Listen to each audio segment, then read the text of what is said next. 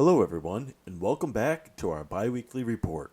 We have recently published the Tank Encyclopedia merchandise shop with a small lineup of tank t-shirts along with a mug and 2 laptop stickers for our supporters.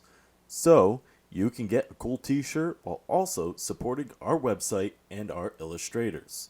Our favorite item at this moment is the Little Willie t-shirt, but a lot of them are also really great. If you have any other wacky ideas for new merchandise, please do share them. January has come and gone, and it's time for a financial report. January brought an income of $88, which we have spent $105 on 8 new illustrations for 6 articles. Yes, we have gone over budget a little in January, although we have already covered the extra funds. However, we are not looking so good financially. Our current Patreon income allows us to illustrate 5 to 6 articles every month, while we publish around 13 articles every month. We have pretty much burned through our backup funds, and our article ready pool is diminishing. The new merchandise shop and the Amazon ads do help a little bit, but it's not enough. Thus, we have to make an appeal to you, our readers, to help us. If you like our work and our illustrations, please do donate through Patreon or PayPal. Every little bit helps us maintain the current publication rhythm. Be a Tank Encyclopedia hero. For this week's archive section, we are going to turn to the British spigot weapons of the Second World War, including weapons like the 290mm petard and the Piat. In regards to the Piat sources, they seem to show that it was the best platoon-level anti-tank weapon of any nation during the Second World War. While the Piat is largely derided as being inaccurate, the actual historical data shows that it was more accurate than both the American bazooka and the German Panzerfaust, the competing platoon-level AT weapons. It also had both an effective and maximum range that were comparable to those of the bazooka, and far longer than any ranges of most of the Panzerfaust weapons. The Piat also had the advantages of not having any backblast, so it could be used from inside a building, unlike the other weapons. It also had a huge rate of fire, being able to fire 1 round every 3 seconds or so. As the Piat was capable of blowing a hole through the front of a Tiger tank, or 14 feet of brickwork, it was arguably the best combination of performance of any of the weapons. For example, the Panzerfaust had higher penetration, but its much shorter range, and it was woefully inaccurate. Or the bazooka had better range, but it was more inaccurate with less penetration. David Lister, who kindly provided these values, argues that the Piat has largely been misrepresented by many commentators over the years, creating a new myth similar to the myths about Sherman tanks that we all know about. Make sure to check out his future book about British spigot weapons of the Second World War to find out more. For the book segment, we will have a look at The Armored Vehicles of the Belgian Army, 1914 to 1974, by Jacques Champagne. Although written nearly 50 years ago, it is still very valuable, as there are not many books detailing the armored history of Belgium. The book features complete text in both French and English, which makes the book readable even by non-French speakers, but greatly increases its size. That being said though, the English text is clearly translated from French, but the phrasing can be funny in a few places.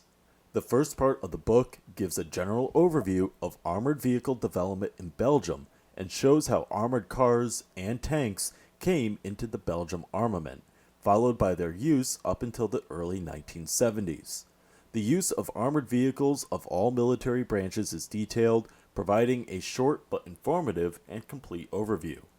The second part delves into the vehicles themselves. On each page, one armored vehicle is described with a picture, a short historical description, and a list with technical specifications. Overall, this provides a very clear view of the armored technology that was being used by the Belgian Armed Forces. The book ends with an appendices section and several pages of photographs, a list of vehicle markings, and a list of regimental badges, which provide a very useful reference for identifying photographs. What's new in the tiny world of model kits? Mini Art announced their 35th scale Panzer Beobachtungswagen 4 Offs J Late/Last Pro, the Panzer IV Offs J Nibelungenwerk SLA Heavy APC 54, and the T-34-85 with the D5T gun.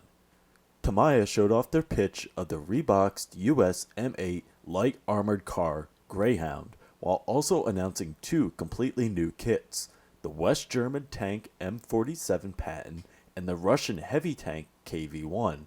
All three kits are in 35th scale. IBG Models released their rebox 3RO Italian truck with the 90-53 anti-aircraft gun in 35th scale. Tacom released a rebox version of the Jagdtiger in 35th scale and announced the Chieftain Mark 10 and Mark 11 in 72nd scale. Das Werk came forward with three reboxes in 35th scale, the Tiger II, the Fawn L900 hardtop, and the Sonderkraftfahrzeug II Kettenkraftrad. They also announced their German Kugelpanzer in 35th scale. AFV Club announced their rebox version of the 109G 155mm L39 self-propelled howitzer in 35th scale. Hobby Boss announced three 35th scale kits, the Soviet D-38 tank, the German 3.7cm pack 35-36 Oft Panzerkampfwagen 35RF, and the French R35 with the FCM turret. Trumpeter announced three kits in 16th scale, the Stug 3 Offs G, the Panzerkampfwagen 3 Offs M, and the Panzerkampfwagen 6 Offs E Sonderkraftfahrzeug 181 Tiger 1. They also released the 35th scale M65 280mm atomic cannon, the Atomic Annie. Last but not least, Zvezda announced their 35th scale Russian armored vehicle, Typhoon K.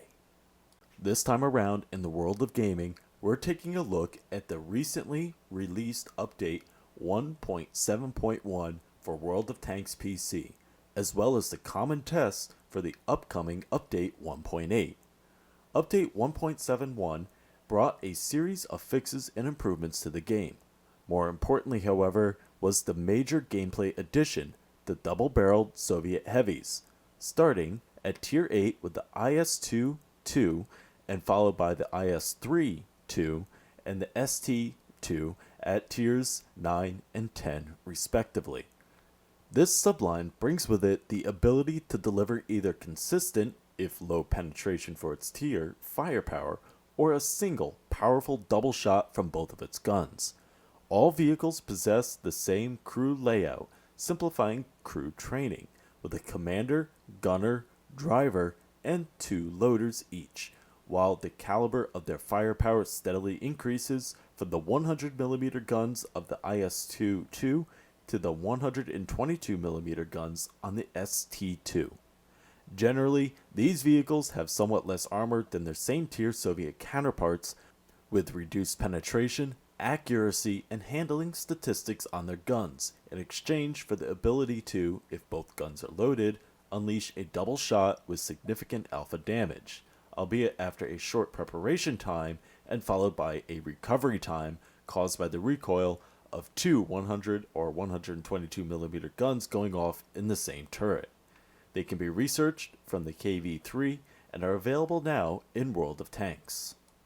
Now, the 1.8 common test, while not bringing with it any new lines like the 1.7.1 update, 1.8 will be bringing with it new mechanics, such as the daily quests that will be replacing the current rewards for merit system, and improvements to the session statistics system that will display more information than before and allow players to set how long their sessions are.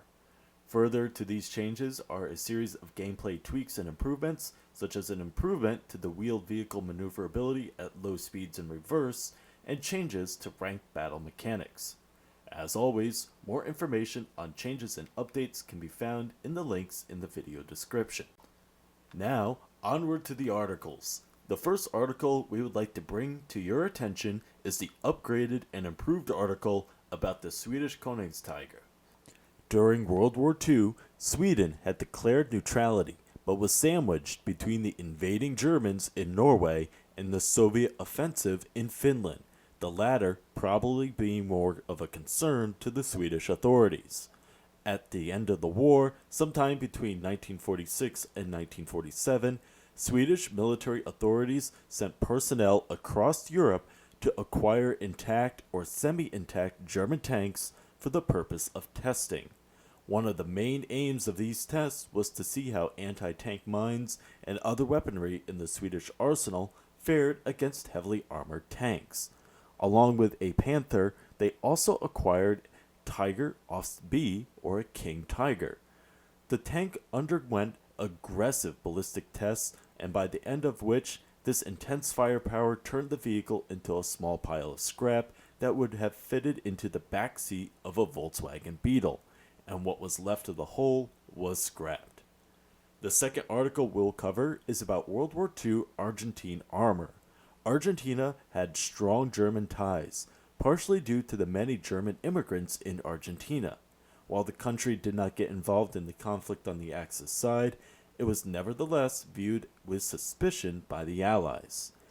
The Argentinian armored fleet mostly consisted of British-built Vickers armored cars and light tanks, but an amphibious tank-building program which would lead to the Nahul. However, the situation changed dramatically on June 4th of 1943 when there was a military coup which would be one of the most important and defining events in Argentinian history. The new military rulers cut existing diplomatic ties with the Axis powers and eventually declared war on Germany and Japan in March of 1945. This opened access to Allied military stocks, and the influx of cheap and potent Sherman tanks led to the death of the Nahul program. Both of these articles were written by Gareth Lynn Montes and illustrated by David Bocale. That's all for this report. Make sure to follow our website. We'll be releasing new articles on the regular. You can follow us on Facebook, Twitter, Instagram, or Reddit. If you use Discord, there's a link to our community server in the description. And if you'd like to help us to continue and develop and expand, consider donating on Patreon. All of the funds will be used to help us enhance and design new articles and features for you. I'm Nathaniel, and until next time, keep us in your sights.